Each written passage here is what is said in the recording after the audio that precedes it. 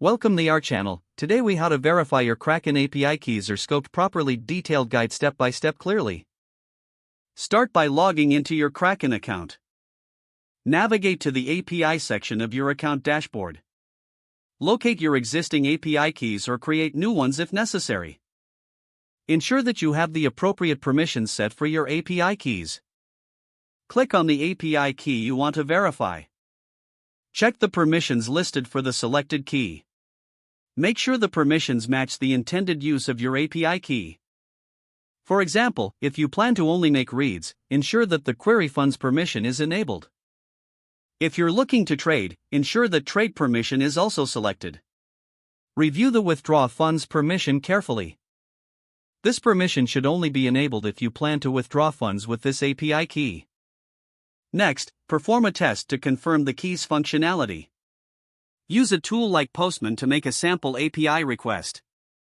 Set the request type depending on your permission scope.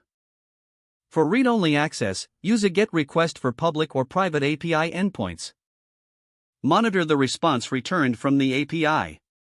If you receive an error, evaluate the permissions granted to the key. Make adjustments as needed in the API. After modifications, repeat your test to ensure the changes are effective. Once everything checks out, ensure you store your API key safely.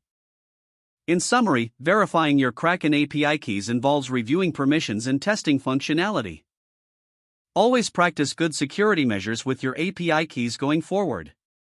If the page does not load, refresh the browser or try again in a private or incognito window. Make sure you are using the correct email address, then retype it carefully to avoid small typos. If your password is not accepted, use the reset option and create a new strong password you can remember.